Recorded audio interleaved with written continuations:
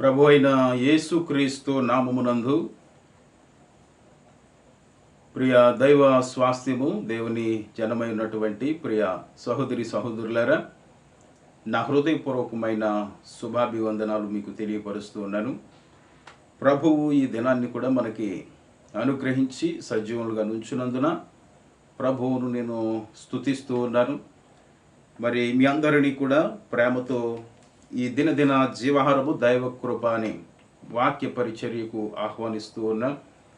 ప్రియులారా, ఎవరైనా నూతనముగా ఈ దినం ఈ మాటలను వింటూ ఉంటుంటే, ఈ వీడియో వర్తమానాలను వీక్షిస్తూ ఉంటుంటే, తప్పనిసరిగా వారు ఈ ఛానల్ని, యూట్యూబ్ ఛానల్ ఏదైతే ఉందో omega ministries brother CH Joseph అని ఉంటుంది, ఆ యొక్క ఛానల్ను మీరు సబ్స్క్రైబ్ చేసుకోగలిగితే దినదినము ఈ యొక్క వాక్య సందేశములు మీకు అందించబడతాయి కనుక. అయితే ప్రియులారా, మరి దినదినము వీక్షిస్తున్నటువంటి ప్రియులందరికీ కూడా తెలియపరుస్తున్నటువంటి మాటలు, నిన్నటి దినం, మొన్నటి దినం, అంతకు ముందు దినం, 3 దినాల నుండి ప్రియులారా మనం ఒక సబ్జెక్ట్ మీద వస్తూ ఉన్నాం.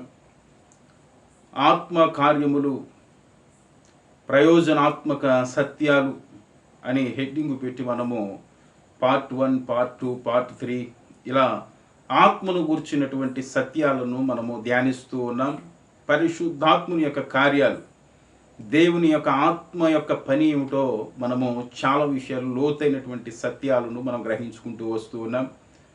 మరి ఒకవేళ ఈ దినం నూతనంగా వీక్షిస్తున్నటువంటి ప్రియ సహోదరి సహోదరుడా, నువ్వు తప్పనిసరిగా ఈ మాటల్ని మొదటి నుంచి వినగలిగితే తప్పనిసరిగా అనేక విషయాలు మన క్రైస్తవ జీవితంలో, అనగా దేవుని యొక్క సంఘములో చేర్చబడినటువంటి విశ్వాసిగా ఉంటే తప్పనిసరిగా పరిశుద్ధాత్మ అభిషేకం అనేది కావాలి, పరిశుద్ధాత్మ నింపుదల అనేది కావాలి మనకి అని గనుక ఈ విషయాలన్నీ కూడా మీరు జాగ్రత్తగా గమనించగలిగితే తప్పనిసరిగా మీరు ఆత్మ పొందుకోవాలనే ఆసక్తి మీలో కలుగుతుంది.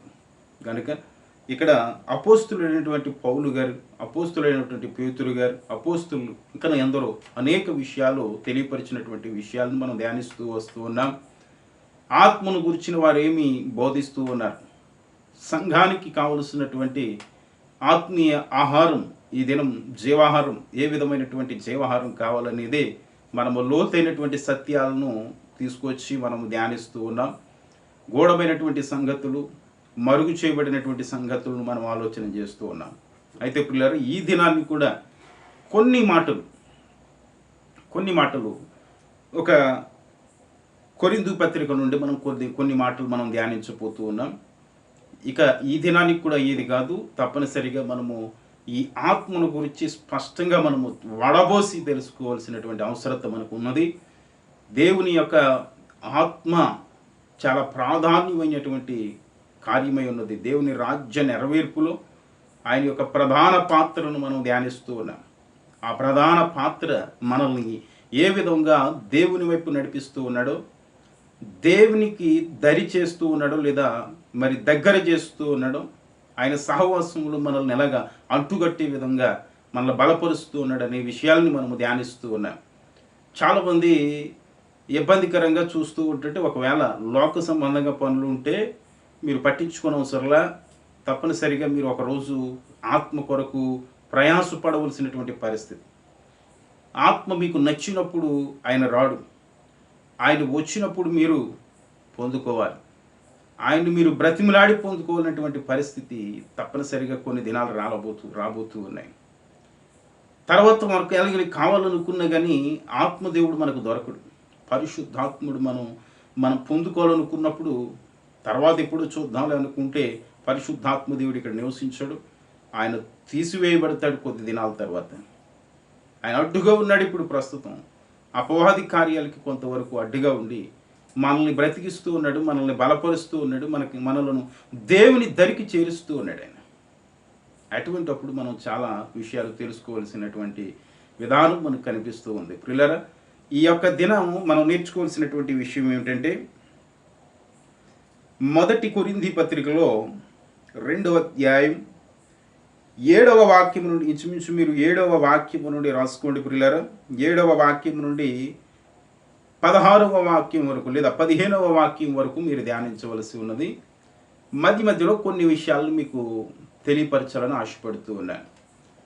అనేక సత్యాలు ఈ మాటల్లో అపోస్తులుడైనటువంటి పౌలు కొరింథు సంఘానికి వ్రాస్తూ అనేక సందర్భాలు ప్రస్తావించుకుంటూ వచ్చాడు. ఇందులో 2 భాగాలుగా విభాగించుకోవచ్చు మనం. ఒకడు మనుష్య ఆత్ముడు, 2 దేవుని యొక్క ఆత్మ కలిగిన వాడు. ఇద్దరు వ్యక్తులను పోల్చి అక్కడ సంబోధిస్తూ ఉంటాడు. ఆ సబ్జెక్ట్ జరుగుతూ ఉంటుంది. మీరు స్పష్టంగా అర్థం చేసుకోవాలని కొన్ని విషయాలు మెలకువలు మీకు తెలియపరుస్తూ ఉన్నాయి. ఒక ఇద్దరు వ్యక్తులను, లోక సంబంధి, ఆత్మ సంబంధి, మనుష్యాత్ముడు, దైవాత్ముడు, వీరిరువురి మధ్య వ్యత్యాసాన్ని ఈ సందర్భంలో పౌలు గారు వివరిస్తూ ఉన్నాడు. ఈ విషయాలను మనం ఆలోచన చేస్తే ప్రియులారా చూద్దాం. మనం మొదటిగా చదువుదాం. 7వ వాక్యం నుండే చూద్దాం. దేవుని జ్ఞానము మర్మమైనట్టుగా బోధించుచున్నాము. ఈ జ్ఞానము మరుగై ఉండెను. జగదుత్పత్తికి ముందుగానే దీనిని దేవుడు మన మహిమ నిమిత్తము నియమించెను. అది లోకాధికారులలో ఎవనికిని తెలియదు. అది వారికి తెలిసి ఉండిన ఎడల మహిమా స్వరూపియగు ప్రభువును సిలువ వేయక పోయియుందురు. దేవునికి మహిమ కలుగునుగాక. ప్రియులరా, ఈ మాటను మనం చూస్తే లోకములో అధికారులు అనబడిన వారు ఎవరైతే ఉన్నారో వారికి ఈ జ్ఞానము, ఈ ఆత్మ మరుగై ఉన్నదట. దేవుని చిత్తము, దేవుని ప్రణాళిక, దేవుని యొక్క సంకల్పము ఈ లోక సంబంధులలో ఉండి ఈ లోక అధికారం పొందినటువంటి వ్యక్తులకు ఇది మర్మముగా ఉన్నదట. ప్రియులారా, చాలా అద్భుతమైనటువంటి మాటని పౌలు గారు ప్రస్తావిస్తూ ఉన్నాడు. ఈ లోకంలో గొప్ప ధనవంతులుగా కనిపించవచ్చు. లోక సంబంధంగా ఒక ప్రఖ్యాతిగాంతినటువంటి ఉన్నత స్థాయిలో ఉన్నటువంటి వ్యక్తులు మనకు కనిపించవచ్చు. జ్ఞానవంతులుగా మనకి కనుపరచబడవచ్చు. ఒక ఉన్నతి అధికారంలో ఉండి ఒక 10 మందిని నడిపిస్తున్నటువంటి నాయకుడిగా మనకు కనిపించవచ్చు. కానీ ప్రియులారా, వీరి యొద్ద ఏమి దాచబడి ఉన్నదంటే దేవుని యొక్క జ్ఞానము దాచబడి ఉందట. దైవ జ్ఞానం లేదు వీరి దగ్గర. వీరి దగ్గర ఉన్నది మనుష్య జ్ఞానము అంటాడు. మనుష్య జ్ఞానముతో నిండినవాడు. మనుష్య జ్ఞానం ఏమిటి, మనుష్యాత్మ ఏమిటి, దైవ ఆత్మ ఏమిటి అనే వ్యత్యాసం మనకి మొదట తెలుసుకోవాలి ప్రియులారా. ఈ 2 ఆత్మలకు మనం వ్యత్యాసం తెలుసుకున్నప్పుడు అనేక లోతైనటువంటి సత్యాలను మనం ఆలోచన చేయగలం. మనుష్య ఆత్ముడు ఎక్కడొచ్చిందండి? మనుష్య ఆత్మ అంటే ఏమిటండి అనేది ఆలోచన చేయాలి. 2 నిమిషాలు మీకు ముందు నేను వివరించబోతూ ఉన్నాను. తర్వాత భాగాన్ని కూడా చదువుదాం. మహిమాస్వరూపియగు ప్రభువును సిలువ వేయకపోయిందురు. ఇందును గూర్చి దేవుడు తన్ను ప్రేమించు వారి కొరకు ఏవి సిద్ధపరిచెనో అవి కంటికి కనబడలేదు, చెవికి వినబడలేదు, మనుష్య హృదయమునకు గోచరము కాలేదు అంటున్నాడు. దేవునికి మహిమ కలుగునుగాక. ఈ సందర్భంలో మనం ఆలోచన చేస్తే ప్రియులారా, దేవుణ్ణి ప్రేమించేవారు ఎవరైతే ఉన్నారో, దేవుని యందు భయభక్తులు కలిగి దేవుని వాక్యానుసారంగా జీవిస్తూ ఉంటారు, దైవ జ్ఞానముతో నడవబడుతూ ఉంటారో, దేవుని ఆత్మ ద్వారా నడిపింపబడుతూ ఉంటారో వారికట ప్రియులరా ఎన్నో ఎన్నో అద్భుతమైనటువంటి మేలులు సిద్ధపరిచి ఉంచాడట. అవి ఊహించలేనివి అద్భుతమైనటువంటి మేలులు. అవి ఈ లోకం మనకి ఇవ్వలేనటువంటి మేలులు అన్నమాట. అటువంటి మేలులు ఆయన సిద్ధపరిచి ఉంచాడట. అవట ఎవరికి మరుగు చేయబడి ఉన్నాయి చూద్దాం ఒకసారి. దేవుడు తను ప్రేమించు వారి కొరకు ఏవి సిద్ధపరిచినో అవి కంటికి కనబడలేదు, చెవికి వినబడలేదు, మనుష్య హృదయమునకు గోచరము కాలేదు. మనుష్య హృదయము ఇక్కడ మరొక మాట మనకి తెలియపరుస్తూ ఉన్నాడు. మనుష్య ఆత్మ, మనుష్య జ్ఞానము, మనుష్య హృదయము. చూడండి ఎన్ని మనకు బయలుపరచబడుతూ ఉన్నాయి. మనుష్య ఆత్మకు, మనుష్య జ్ఞానమునకు, మనుష్య హృదయమునకు దేవుని యొక్క ప్రణాళిక అర్థం కావట్లేదు. దేవుడు ప్రేమించిన వారికి అవి మర్మముగా లేవు. దేవుని యందు భయభక్తులు కలిగిన వాడికి అవి స్పష్టంగా తెలియపరచబడుతూ ఉన్నాయి, అవి స్పష్టంగా అర్థమవుతూ ఉన్నాయి. చూడండి, మనలో ఒక ఉన్నతమైనటువంటి నిరీక్షణ మనలో ఉంది. ఈరోజు జరుగుతున్నటువంటి భయంకరమైనటువంటి విపత్తుకు భయపడకుండా ఒక ధైర్యముతో, ఒక నిరీక్షణతో మనం ఉన్నాం. దేవుడు మన కొరకు రాబోతూ ఉన్నాడు. లేదా మన పోకడ ఒకవేళ సమయం అవుతే మనం ప్రభు దగ్గరికి చేరుకుంటాం. ఇది మన తీర్మానం. ఉన్నన్ని రోజులు దేవుడు ఉంచాడనుకుంటాం. లేదు, ఒకవేళ వెళ్ళవలసినటువంటి పరిస్థితి వస్తే దేవుడు పిలిచాడనుకుని మనం వెళ్ళిపోతాం. సింపుల్. ప్రాణం అంటే భయపడని వాడు నిజమైన క్రైస్తవుడు. దేవుని యందు విశ్వాసం ఉంచినవాడు, దేవుని చిత్త ప్రకారం నడుస్తూ ఉన్నవాడు, దేవుని ప్రణాళికలో ఉన్నవాడు ప్రియులరా ప్రాణానికి భయపడు, మరణానికి భయపడు. అయితే ఈ లోక సంబంధి పరుగులు పెడుతూ ఉంటాడు. లోక సంబంధి ప్రాణం అంటే భయం, ప్రాణం అంటే తీపి. ఎక్కడ చనిపోతామో, ఇక్కడ శాశ్వతమా? శాశ్వతం కానే కాదు. అయితే ఇక్కడ చదవబడింది ఏమిటంటే మనుష్య హృదయానికి అది గోచరించట్లేదు, అనగా అసలు అంతు చిక్కటలేదు. ఇక మరొక మాట నుంచి కూడా చూద్దాం. 10వ వాక్యాన్ని చదువుతూ ఉన్నాం. మనకైతే దేవుడు వాటిని తన ఆత్మ వలన బయలుపరిచి ఉన్నాడు. ఆత్మ అన్నిటినీ, దేవుని మర్మములను కూడా పరిశోధించుచున్నాడు. దేవునికి మహిమ కలుగునుగాక. ప్రియులారా, దేవునికి స్తుతి కలుగునుగాక. చూడండి, ఇక్కడ మనకైతేనట దేవుడు వాటిని తమ ఆత్మ వలన బయలుపరిచి ఉన్నాడు. దేవుని ఆత్మ ద్వారా, పరిశుద్ధాత్ముని ద్వారా, ఆత్మ సంబంధమైనటువంటి ఆత్మ ద్వారా ప్రియులరా మనకి బయలుపరచబడి ఉన్నది కనుకనే మనం ఈరోజు ఒక శ్రేష్టమైనటువంటి నిరీక్షణ మనం కలిగి ఉన్నాం.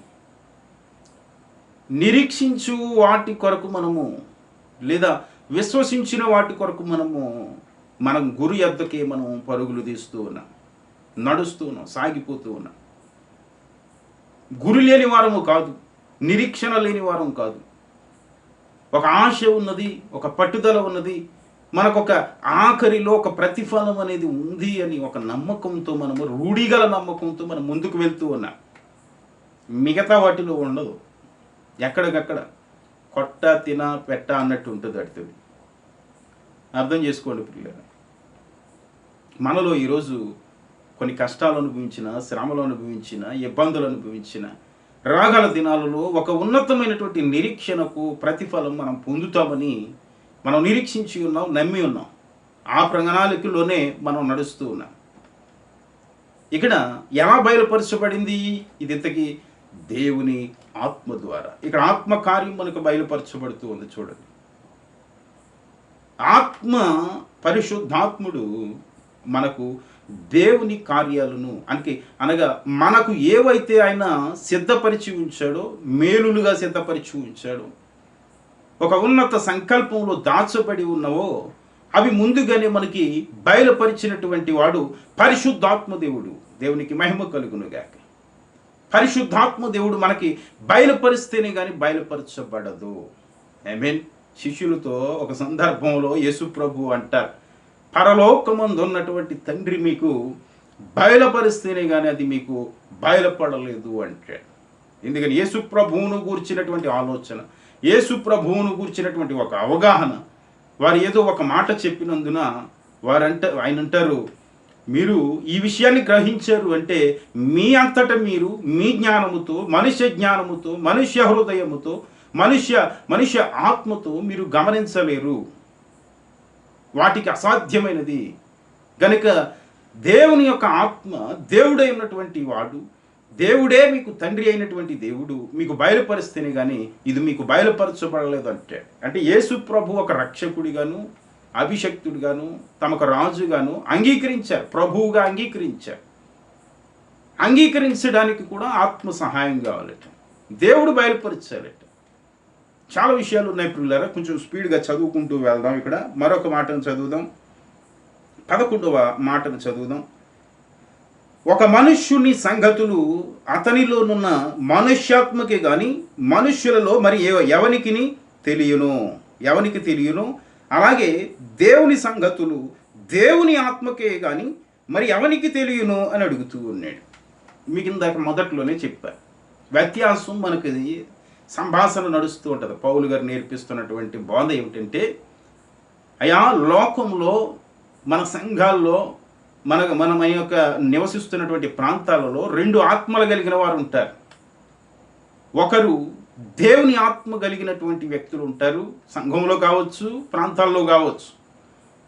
మరి ఒకరు మనుష్య ఆత్మ కలిగిన వారు ఉంటారు అంటున్నాడు. ఈ వ్యత్యాసంలో ఈ రెండు ఆత్మలు దేవుని కావా? దేవుని చిత్తం కాకుండా మరొక ఆత్మ ఈ భూమి మీదకు వస్తున్నాడా అనేది మనం ఆలోచన చేయాలి. దేవుని చిత్తము లేకుండా ఒకడు భోజనము చేసి సంతోషించుట అసాధ్యమట. ఇక్కడ ఆత్మ ప్రవేశిస్తుందా? ఆత్మను సృజించేవాడు మరెవడూ లేడు. దేవుని ద్వారా తప్ప ఆత్మ సృష్టించబడింది. మరి ఎవడు కూడా ఆత్మను సృజించలేడు. దేవునిలో నుండి వచ్చినటువంటి ఒక కణమే, ఒక భాగమే, ఒక పాలే ఈ ఆత్మ. అయితే రెండు ఆత్మలుగా, రెండు రకాలుగా మనకి ఎందుకు కనిపిస్తూ ఉన్నాడు లోకంలో? ఈ రెండు విధాలుగా ఎలా విభాగించబడ్డారు వీళ్ళు అనేది ఆలోచన చేస్తే, దేవుని చిత్తమును నెరవేర్చేటువంటి వాడు, దేవుని ఇష్టుడిగా ఉన్నటువంటి వాడు, దేవుని ఆత్మ ద్వారా నడిపింపబడిన వాడు, దైవాత్మ కలిగిన వాడు. మరి ఒకడు ఉన్నాడు, దేవుని ఆత్మను విసర్జిస్తూ, దేవుని పిలుపును తృణీకరిస్తూ, దేవుని మాటను ఆజ్ఞాతిక్రమం చేస్తూ, అపవాది సొత్తుగాను, అపవాదికి దాసునిగాను, తన కోరికలు నెరవేర్చేటువంటి వాడుగాను, దేవుని ఆత్మకు విరోధముగా తిరుగుబాటు చేయబడినటువంటి వాడే మనుష్య ఆత్మ కలిగిన వాడు. దేవునికి మహిమ కలుగునుగాక. ఒక ముక్కలో అనుకుంటే దేవునికి విరోధిగా జీవిస్తున్నటువంటి వాడు, లోబడనటువంటి వాడు. ఒక తండ్రికి కొడుకు ఏ విధంగా లోబడకపోతే తండ్రికి విరోధిగా ఉంటూ ఉంటాడో, అదే రీతిలో ఈ ఆత్మ కూడా దేవునికి లోబడకుండా అపవాదికి లోబడి, లోక సంబంధమైనటువంటి కోరికలతో నింపబడి, లోక సంబంధమైనటువంటి నడవడికి లోబడి, అపవాది చెప్పినట్లుగా చేస్తూ, అపవాది ద్వారా నడిపింపబడుతున్న వాడే మనుష్య ఆత్ముడు. ప్రియులారా, వీడికి మరొక పేరు పెట్టవచ్చు, మరి దురాత్మ అని కూడా పేరు పెట్టవచ్చు. దురాత్మ, దుష్టుని సంబంధి అయినటువంటి ఆత్మ. ఈ దుష్టుని సంబంధి అయినటువంటి ఆత్మ దేవుని మాటలను విసర్జించి, దేవుని ప్రణాళికను తృణీకరించి, తన ఇష్ట ప్రకారం ఈ లోకంలో సుఖ సంతోషాల కొరకు, సుఖ భోగాల కొరకు, లోక ఆశల కొరకు నెరవేర్చుకోవడం కొరకు ఆశను చంపుకోక, కోరికలను విసర్జించక, శరీర కోరికలు నెరవేర్చుకొనడం కొరకు అపవాది సొత్తుగా వాడబడుతూ ఉంటాడు ఈ మనుష్య ఆత్ముడు. ఈ మనుష్యాత్ముడికి దేవుని కార్యాలు మరుగు చేయబడి ఉన్నాయి, దేవుని ప్రణాళికలు మరుగు చేయబడి ఉన్నాయి. దేవుడిని ఎవరైతే ప్రేమిస్తూ ఉన్నారో వారి కొరకు సిద్ధపరిచినటువంటి మేలులు, ప్రణాళికలు, బహుమతులు, ఫలాలు ఏవైతే ఉన్నాయో అవి ఈ మనుష్య ఆత్మ కలిగిన వాడికి తెలియదు, మరుగు చేయబడి ఉన్నాయి. కారణం ఏమిటట? వాడికి జ్ఞానం మోయబడి ఉన్నది, మనోనేత్రాలు మూయబడి ఉన్నాయి, మనోహృదయం మూయబడి ఉంది. మనుష్య హృదయముతో వాడు జీవిస్తూ ఉన్నాడు, మనుష్య ఆత్మతో జీవిస్తూ ఉన్నాడు, లోక సంబంధమైనటువంటి అసంబంధిగా జీవిస్తూ ఉన్నాడు. కనుకనే ఈ వ్యత్యాసాన్ని మీరు సంఘంలో గ్రహించాలి. కొరింథు పత్రికలో రాస్తూ అపోస్తలుడైనటువంటి పౌలు, కొరింథీయులారా, ఈ విధమైనటువంటి భేదాన్ని, ఈ విధమైనటువంటి వ్యత్యాసాన్ని మీరు కనుగొనాలి. ఏ వ్యక్తి వచ్చి మీకు ఏ ఉపదేశాన్ని ఇస్తూ ఉన్నాడో, ఏ వ్యక్తి నీతో సహవాసం చేస్తూ ఉన్నాడో ఆ వ్యక్తిని నీవు గమనించాలి. ఏ ఆత్మ కలిగిన వాడో, ఏ సంబంధి, లోక సంబంధ, ఆత్మ సంబంధ, అదే మాట్లాడుతూ ఉంటాడు. త్వరగా చదువుదాం, కొద్ది నిమిషాలు చూద్దాం, మరి ఒక మాటను చూద్దాం ప్రియులారా. ఆ సబ్జెక్ట్ ఏమిటో మనకు పూర్తిగా అర్థం కావాలి. 12వ వాక్యాన్ని మనం చదువుతూ ఉన్నాం. దేవుని వలన మనకు దయచేయబడిన వాటిని తెలుసుకొనుటకై మనము లౌకికాత్మను గాక దేవుని యొద్ద నుండి వచ్చు ఆత్మను పొంది ఉన్నాము. దేవునికి మహిమ కలుగును గాక. ఇక్కడ మరొక సత్యాన్ని బయలుపరుస్తూ ఉన్నాడు. అదే సత్యం మరొక విధంగా చెప్తూ ఉన్నాడు. దేవుని యొద్ద నుండి వచ్చినటువంటి ఆత్మని మనం కలిగి ఉన్నాము. అయితే కొందరు ఉన్నారు, వారు లౌకిక ఆత్మ కలిగిన వారు, లోక సంబంధమైనటువంటి ఆత్మ అని అర్థమిస్తూ ఉంది. లౌకిక ఆత్మ కలిగినటువంటి వ్యక్తులు లోక సంబంధమైనటువంటి కోరికలతో నింపబడి ఉంటారు. తిండి, వస్త్రం, ధనం, సంపాదన, ఈ ఆలోచన, ఏదో కూడబెట్టుకోవాలి, ఏదో పోగు చేసుకోవాలి, ఏదో ఒక ఉన్నత స్థాయికి వెళ్ళిపోవాలి, అందరికన్నా ఒక ఉన్నత స్థాయిలోనికి కాలు మీద కాలు వేసుకుని బ్రతికేసేటంత స్థాయికి వెళ్ళిపోవాలని కోరికలతో పరుగులు పెడుతూ ఉంటాడు ఈ లౌకిక ఆత్మ కలిగిన వాడు. అది దేవుని ఆత్మ కలిగిన వాడు ఉన్నదానిని తృప్తి చెందుతూ ఉన్నదానితో తృప్తిపరచబడుతూ కలిగిన దానిలోనే సంతృప్తి పడుతూ ఆనందిస్తూ దేవుడు ఇంత మట్టుకు ఇచ్చాడు దానికి కృతజ్ఞతాస్తుతి చెల్లిస్తూ దేవుని మార్గాలను వెతుక్కుంటూ వెళ్తాడు. దేవుని ఆత్మ ద్వారా నడిపింపబడుతూ ఉంటాడు. ఎవరైతే క్రైస్తవుడిగా ఉన్నాడో వాడికంటే ఇరుకు మార్గం ఇవ్వబడిందంటే, విశాల మార్గం ఇవ్వబడలేదు. విశాల మార్గము క్రైస్తవుడికి ఇవ్వబడలేదు. ఇరుకు మార్గములో ప్రవేశించాలి.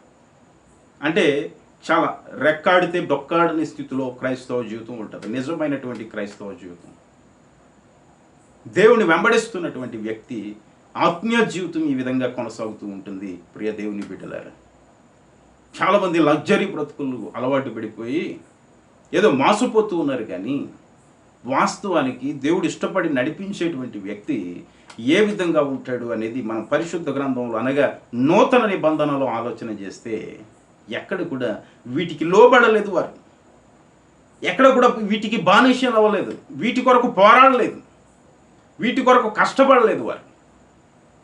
వారికి కలిగితే దేవునికి అప్పగించారంతే. వాటి కొరకు ప్రయాసపడలేదు, పోరాడలేదు. వారికి కలిగిన వాటిని స్థిరాస్తుల్ని ప్రభు సేవకు అర్పించేశారు వారు. ఈరోజు మన వాళ్ళు ప్రభు దగ్గరికి వస్తారు స్థిరాస్తుల కొరకు, స్థిరాస్తులు సంపాదించుకోవడం కొరకు ప్రభువులోనికి వస్తారు, ప్రభు దగ్గరికి వస్తారు. ఒక ఉన్నత స్థాయికి వెళ్ళిపోలని, ఈ ప్రజలందరిలో ఒక ఉన్నత స్థాయిలో ఉండాలని ప్రభువుని నమ్ముతూ ఉంటారు. ఎంత మోసపోతూ ఉన్నారంటే ఈ ప్రజలు.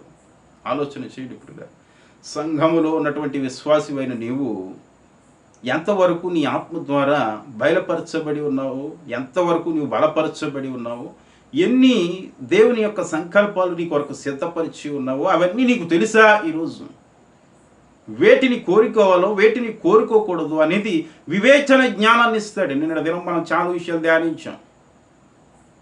నిన్నటి వర్తమానం మీరు వినండి, మొన్నటి వర్తమానం వినండి. అనేక లోతైనటువంటి ఆత్మ కార్యాలని, ప్రయోజనాత్మకమైనటువంటి సత్యాలను మనం పరిశీలిస్తూ ఉన్నాం, ధ్యానిస్తూ వస్తూ ఉన్నాం. చూడండి ప్రియులారా, ఇక్కడ మరొక మాటని ఏమంటున్నాడు చూద్దాం. 14వ వాక్యాన్ని చూద్దాం, లేదా 13వ వాక్యాన్ని. మనుష్య జ్ఞానము నేర్పు మాటలతో గాక ఆత్మ సంబంధమైన సంగతులతో సరిచూచుచు ఆత్మ నేర్పు మాటలతో వీటిని గురించి ఏమేమి బోధించుచున్నామో దేవునికి మహిమ కలుగును గాక. చాలా అద్భుతమైనటువంటి మాట ఇది. మరలా చదవండి. పౌలు గారి యొక్క బోధ ఎవరి బోధ నుండి వచ్చింది అంటే ఆత్మ నుండి వచ్చినటువంటి బోధ అంటున్నాడు. ఆత్మ మాకు నేర్పించినటువంటి బోధను మీకు బోధిస్తూ ఉన్నాము. మనుష్య ఆత్మ నుండి మేము నేర్చుకున్నది కాదు, లౌకిక ఆత్మతో మీకు బోధించట్లేదు. ఈరోజు ఈ వాక్యం నీకు నచ్చొచ్చు, నచ్చకపోవచ్చు. మనుష్య ఆత్మనికి ఈ వాక్యం నచ్చదు. ఈరోజు ఈ మాటలు అదే దైవాత్మ కలిగిన వాడు యథార్థమైనటువంటి సత్యమైనటువంటి మాటలు పౌలు గారి మాటలని ఈరోజు నమ్ముతాడు, విశ్వసిస్తాడు. ఇంకా ఇంకా ఇంకా ఇంకా ముందుకు లోతుకు వెళ్ళాలని ఆసక్తితో చూస్తూ ఉంటాడు, ఆసక్తితో ధ్యానిస్తూ ఉంటాడు. అంతేగాని ప్రియులరా, లౌకిక ఆత్మతో నీకు వర్తమానం వింటూ ఉంటుంటే, చూస్తూ ఉంటుంటే నీకు బోరు కొడుతుంది, నీకు చిరాకు వస్తుంది. ఎప్పుడు కట్టేద్దామా అని చూస్తావు, ఎప్పుడు మరొక దాంట్లోకి దాటిపోదామా అని చూస్తావు. చూడండి ప్రియులరా, దైవాత్మ అయితే దేవుని వాక్యం కొరకు ఆసక్తి పడతాడు, దేవుని వాక్యం కొరకు ప్రయాసపడతాడు. ఎందుకని ఇంత శ్రమపడి ఈ వాక్యాలను మీకు స్పష్టంగా ఒక అరటి పండు వలిచిపెట్టినట్టుగా పెట్టవలసి వస్తుంది అంటే ఈ అంత్యకాలంలో, కడవరి కాలంలో మనం ఏ ఆత్మ ద్వారా మనం నడిపింపబడుతూ ఉన్నాం అనేది స్పష్టంగా తెలుసుకోవాలి. సంఘములో ఉన్నటువంటి విశ్వాసి నీవు స్పష్టంగా గ్రహించి ఉండాలి. నీవు దేవుని ఆత్మ ద్వారా నడిపింపబడుతూ ఉన్నావా, మనుష్య ఆత్మ ద్వారా అనగా దురాత్ముని ద్వారా నడిపింపబడుతూ ఉన్నావా, లోక సంబంధిగా నడిపింపబడుతూ ఉన్నావా, ఆత్మ సంబంధిగా నడుపుతూ ఉన్నావా అనేది ఈరోజు నువ్వు రూఢీపరచుకోవాలి, మలుచుకోవాలి, సరి చేసుకోవాలి నీ బ్రతుకుని. ఈ విషయాలను మీరు జ్ఞానం చేయండి. ఇంకా మరొక మాటను కూడా చదివి ప్రియులారా ముందుకు వెళ్దాం, త్వరగా ముగించుకుందాం. 13వ వాక్యాన్ని, మనుష్య జ్ఞానము నేర్పు మాటలతో గాక ఆత్మ సంబంధమైన సంగతులతో సరిచూచుచు ఆత్మ నేర్పు మాటలతో వీటిని గూర్చి మేము బోధించుచున్నాము. తర్వాత 14వ వాక్యం, ప్రకృతి సంబంధి అయిన మనుష్యుడు దేవుని ఆత్మ విషయములను అంగీకరింపడు. ఇప్పుడు నేను ముందు చెప్పానే ఆ విషయాన్నే పౌలు గారు స్పష్టంగా తెలియజేస్తూ ఉన్నాడు. ప్రకృతి గల ఆత్మ, ఇక్కడ మరొక విషయం అంటున్నాడు, ప్రకృతి గల సంబంధి, లోక సంబంధి. ప్రకృతి, ఈ లోకాన్ని పూజించే వ్యక్తి, ఈ లోకాన్ని ఆరాధించే వ్యక్తి, ప్రకృతిని ఆరాధించేటువంటి వ్యక్తి ఏ సంగతులను గ్రహింపడట, ప్రకృతి సంబంధి అయిన మనుషుడు దేవుని ఆత్మ విషయములను అంగీకరించడు. దేవుని ఆత్మ పరిశుద్ధాత్మ కార్యాలను, పరిశుద్ధాత్మ విషయాలను వాడు గ్రహించడు, విండు. మీకు చెప్తున్నాగా, ఈరోజు మీరు చూస్తున్నారు, చాలామంది ఇంకా అనేకులు మీతో పాటు చూస్తున్నారు, వాడు ముందుకు వెళ్ళిపోతూ ఉంటాడు. వాడు విండండి, వాడికి ప్రకృతి సంబంధమైనటువంటి వీడియోలు కావాలి, ప్రకృతి సంబంధమైనటువంటి ఆటపాటలు కావాలి, వాడికి ప్రకృతి సంబంధమైనటువంటి మాటలు కావాలి, ప్రకృతి సంబంధముగా దీవెనలతో మాట్లాడితే వాడు ఇంకా చూస్తాడు, ఉబ్బుతూ ఉంటాడు. ఈరోజు ఆత్మ ద్వారా మీతో, ఆత్మ ప్రేరేపణ ద్వారా మాట్లాడుతున్నటువంటి అనేకమైనటువంటి పరిశుద్ధ మాటలు ఈరోజు మీతో మాట్లాడుతూ ఉండే ప్రభు. మరొక మాటను కూడా గమనిద్దాం. అవి అతనికి వెర్రితనముగా ఉన్నవి, అవి ఆత్మానుభవము చేతనే వివేచింపదగును గనుక అతడు వాటిని గ్రహింపజాలడు అంటున్నాడు. దేవునికి మహిమ కలుగునుగాక. స్పష్టంగా తెలియపరుస్తున్నటువంటి విషయాలు, ప్రకృతి సంబంధి యొక్క లోపాలను ఇక్కడ ఎత్తి చూపిస్తూ ఉన్నాడు. ప్రకృతి సంబంధి ఏ విధంగా నడుచుకుంటాడో అనేది స్పష్టం చేస్తూ ఉన్నాడు. చూడండి, అవి అతనికి వెర్రితనంగా ఉన్నాయట. ఏవి ఈరోజు మనం ధ్యానిస్తూ ఉన్నామే, ఈ మాటలు, ఇప్పుడు ప్రస్తుతం మనం ధ్యానిస్తున్నటువంటి మాటలు వాడికి వెర్రితనంగా ఉన్నాయి. ఎందుకు వీడు వాక్కుంటున్నాడు ఇంతలా, ఎందుకు ఇంతలా మాట్లాడుతూ ఉన్నాడు, ఏం మాటలు ఇవి, ఎవడింటాడే అంటాడు. ఎందుకే మనకి ఇవన్నీ, ఆ తర్వాత చూద్దాంలేరు అంటాడు ఒకడు, మళ్ళొచ్చి చూద్దాంరా అంటాడు ఒకడు. ఇది వెర్రితనముగా ఉన్నది, వెర్రితనముగా ఉంటాయి ఈ మాటలు. వెర్రివాడికి వెర్రితనంగానే ఉంటాయి పిల్లరా. ప్రకృతి సంబంధి వీడు. ఎవడైతే వీడు ఈ వాక్యాన్ని మొగ్గటలేదో, ఈ వాక్యాన్ని వినడం లేదో, వాడు లోక సంబంధి, ప్రకృతి సంబంధి, మనుష్యాత్మ కలిగిన వాడు, మనుష్య హృదయం కలిగిన వాడు. దేవుని ఆత్మ కార్యాలను గ్రహించడు, దేవుని ఆత్మ కార్యాలను వాడు అంగీకరించడు, విసర్జిస్తాడు, తృణీకరిస్తాడు. చూడండి పిల్లల, తర్వాత విషయంలో మాట్లాడితే 15వ వాక్యాన్ని చదువుతూ ఉన్నాం, ముగించుకుందాం. ఆత్మ సంబంధి అయిన వాడు అన్నిటినీ వివేచించును అంటున్నాడు. ఆత్మ సంబంధి అయినటువంటి వాడు, పరిశుద్ధాత్మ కలిగిన వాడు అన్నిటినీ వివేచిస్తాడట. ఎంత అద్భుతమైనటువంటి మాట. అన్నిటినీ వివేచిస్తాడు, ప్రతి వాటిని కూడా పరిశీలిస్తాడు. ఇది మంచా చెడా, ఇది చెప్పి మాటలు నిజమా కాదా, ఈ మాటల్లో వాస్తవం ఉందా కదా, ఈ మాటలు నేను నమ్మొచ్చా లేదా, ఇది నేను తినొచ్చా లేదా, ఇది నేను తాగొచ్చా లేదా, ఇలా మాట్లాడొచ్చా లేదా అనేది అన్నిటిలోనూ వివేచన కలిగి ఉంటాడు. వివేక జ్ఞానం కలిగినటువంటి వ్యక్తి దేవుని ఆత్మ కలిగినవాడు. అయితే ఇక్కడ మరొక మాట ఏమంటున్నాడంటే, అన్నిటినీ వివేచించును కానీ అతడు ఎవరి చేతనైనను వివేచింపబడడు. దేవునికి మహిమ కలుగునుగా. ఎవరి చేతనైనను కూడా వేలు పెట్టి చూపించుకునేటువంటి పరిస్థితి దేవుని ఆత్మ కలిగిన వాడికి రాదు. ఇది నువ్వు తప్పు చేస్తున్నావు, ఇలా పొరపాటు చేస్తూ ఉన్నావు అని ఎక్కడ కూడా తప్పు మోపేటువంటి పరిస్థితిలో ఉండడు. తప్పు ఏది తన తట్టు చూపిస్తే రుజువుపరచబడేటువంటి సందర్భాలు కొన్ని ఉంటాయి కదా. అయ్యా మీరు ఇలా తప్పు చేశారు అంటారు. అలా తప్పు చేసేటువంటి అవకాశం వారెవరు? వారి ప్రేమను కనుపరుస్తారు, దేనికి లోబడరు, వాక్యంలో రాజీ ఉండదు, యథార్థంగా ప్రకటిస్తూ ఉంటారు. ఎదుటి వానికి మోసపూర్వకమైనటువంటి పుట్టుగథలు, పెట్టుడు కథలు, కట్టుకథలు తీసుకొచ్చి చెప్పరు. వారు యథార్థంగా బోధించుకుంటూ పోతారు. వారు నమ్మినా నమ్మకపోయినా యథార్థమైనటువంటి సత్యాన్ని ప్రజలకు తెలియపరచాలని దేవుని ఆజ్ఞ. ఆత్మ ప్రేరేపణ, ఆత్మ బోధ కూడా అదే ఉన్నది పిల్లలు.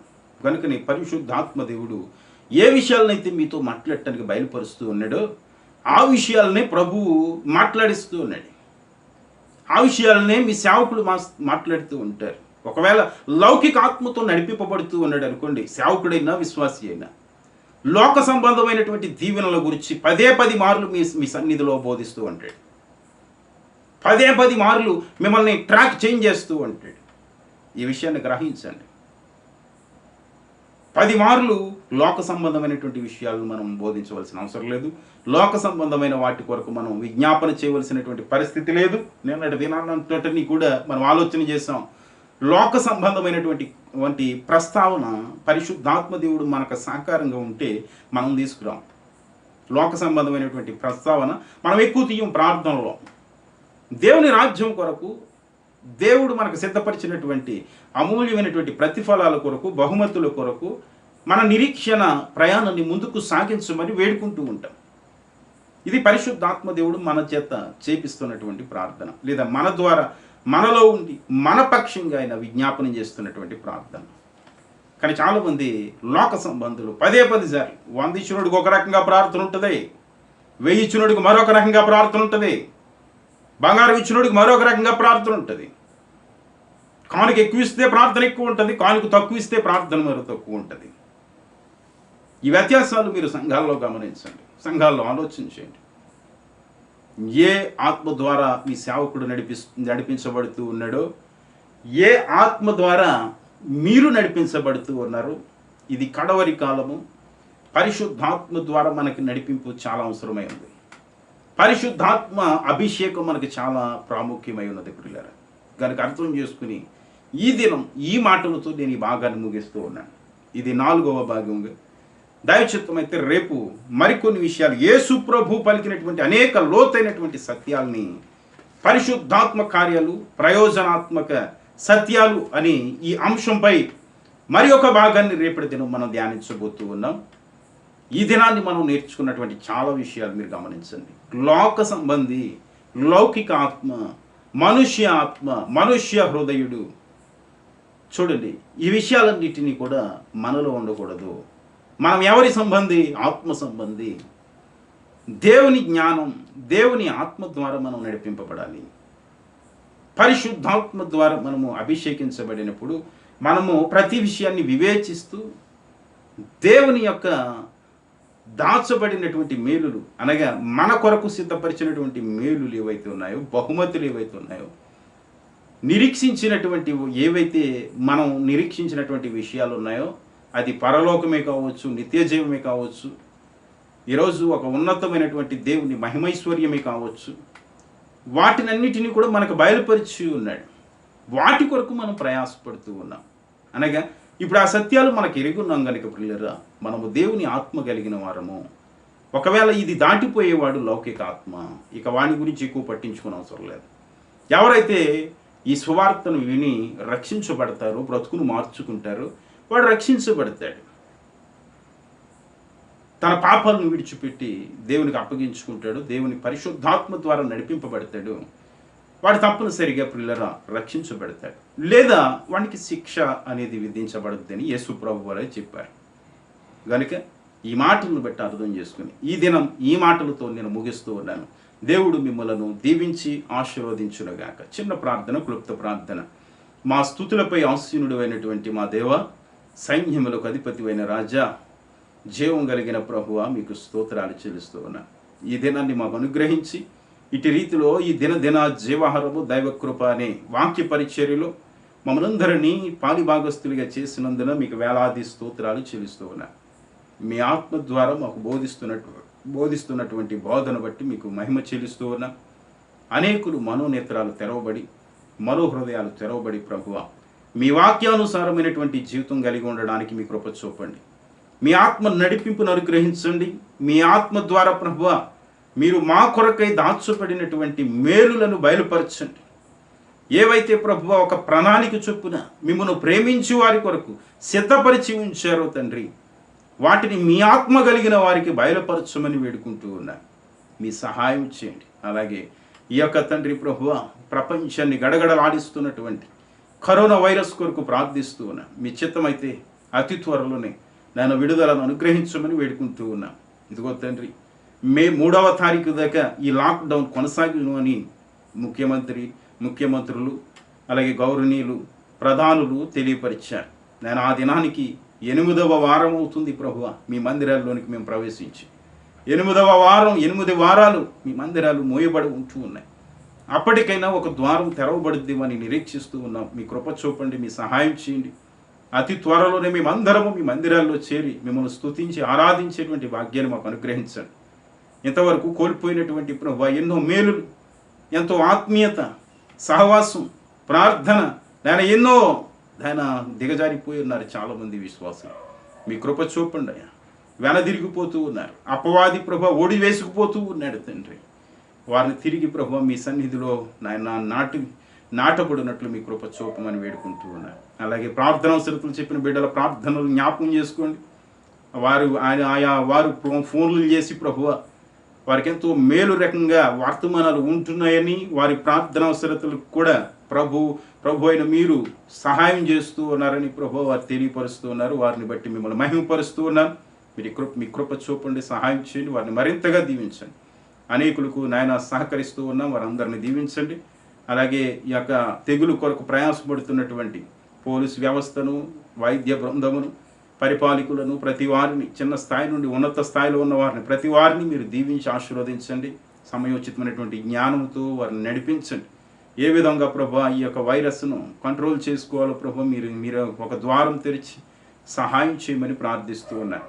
మెట్టుకు ప్రభా ఈ వర్తమానం అంతటిని బట్టి ప్రతి వారిని కూడా దీవించి ఆశీర్వదించమని, ప్రతి వారిని మీ ఆత్మకు అప్పగిస్తూ మహిమయు ఘనతయు ప్రభావములు మీ నామమునకి ఆరోపిస్తూ మా రక్షకుడును ప్రాణప్రియుడును అతి శ్రేష్ఠుడైనటువంటి నజరీయుడైన యేసు క్రీస్తు పరిశుద్ధ నామములో మీ కిరివినయముతో ప్రార్థించి పొంది ఉన్న మా పరమ తండ్రి, ఆమేన్. దేవునికి మహిమ కలుగునుగాక. ప్రియులరా, మరి ఈ మాటలను బట్టి నేను ఎంతగానో ప్రభువును స్తుతిస్తూ ఉన్నాను. చక్కటి వర్తమానాలు జరుగుతూ ఉన్నాయి. ఈ దినదిన జీవాహారం దైవ కృప అనే వాక్య పరిచర్య చేయడానికి ప్రభు ఎంతగానో సహకరిస్తూ ఉన్నారు. దినదినము ఈ వాక్యాలు మాట్లాడటానికి ప్రభువు కూడా సహకరిస్తూ ఉన్నారు. చక్కగా ఈ వాక్యం మాట్లాడినంతసేపు కూడా పవర్ కూడా కట్ అవ్వదు. ఎంతో సహకారంగా ప్రభు మనకి తోడుగా ఉండి ఈ వాక్యాలని రికార్డు చేసి మీకు పంపించడానికి ప్రభు కృప చూపుతూ ఉన్నారు. ఈ పరిచర్యల కొరకు మీరు ప్రార్థించండి. మీ కొరకు మేము ఎల్లప్పుడూ ప్రార్థిస్తూ ఉన్నాం. ఈ వాక్య పరిచర్యలు యూట్యూబ్ ఛానల్ను సబ్స్క్రైబ్ చేసి మీరు దినదినము చూస్తూ మీ యొక్క ఆత్మీయ సహోదరులకు ఈ వాక్యాన్ని పంచాలని వేడుకుంటూ ఉన్నాను. ఈ పరిచర్యలో మీరు పారిభాగస్తులైతే దేవుని యొక్క మేలులు మీకు మెండుగా అనుగ్రహించబడతాయి. తప్పనిసరిగా ఈ సువార్తలో మనం వెళ్ళి సువార్త చేయకపోయినా సువార్త చేసి వారికి మనము సహకారిగా ఉంటే దేవుడు తప్పనిసరిగా ఏదో ఒక రకంగా మనకు మేలు చేస్తాడు. ఆయన కార్యాలు బయలుపరుస్తూ ఉంటాడు. ఆయన ఆత్మను మనకు అనుగ్రహిస్తూ ఉంటాడు. మీరు ఆసక్తితో ఈ మాటలను వినండి. ఈ మాటల ద్వారా పరిశుద్ధ అపోస్తులు ఏ విధమైనటువంటి బోధ బోధించారో ఆ బోధని మనం ధ్యానిస్తూ ఉన్నాము. ఆ బోధ ప్రకారం మన ఆత్మీయ జీవితాలను మలుచుకోగలిగితే తప్పనిసరిగా మన ఆత్మీయ జీవితంలో ఉన్నతమైనటువంటి మేలులు మనం పొందుతామని ప్రభువు పేరట ప్రేమగా మీకు తెలియపరుస్తూ మరొకసారి మీ కుటుంబాలను మిమ్ములను దేవుడు దీవించి ఆశీర్వదించునుగాక అని తెలియపరుస్తూ మాటల్ని ముగిస్తూ ఉన్నాయి. అందరికీ మరొకసారి నా హృదయపూర్వక వందనాలు. Praise the lord.